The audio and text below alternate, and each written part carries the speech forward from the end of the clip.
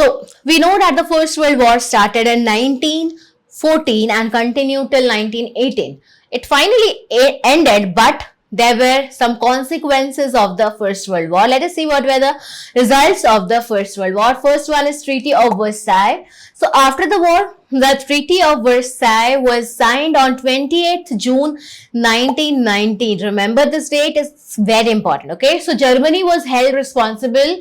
So treaty was very harsh on Germany. Main terms of the treaty were that Germany was declared guilty of starting the war, had to pay heavy war compensation to the Allies. It had to give up her merchant ships and supply coal to countries like France, Italy, and Belgium for some years. Then the Rhine Valley was demilitarized. Its army was reduced to small size, not allowed to keep an air force or submarines. Then the Covenant of the League of Nations was added to the treaty. Obviously, if there is a war, there is going to be human and economic loss. So the war caused enormous loss of life and property.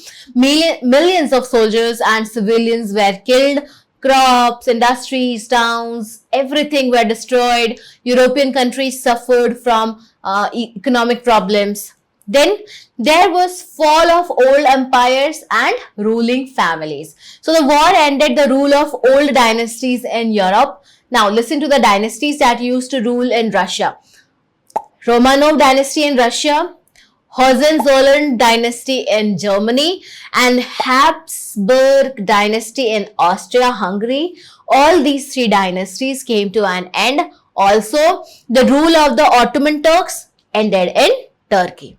Then there was rise of new states. Austria and Hungary became separate states after the war. It also encouraged the spread of democracy in Europe after the end of autocracy.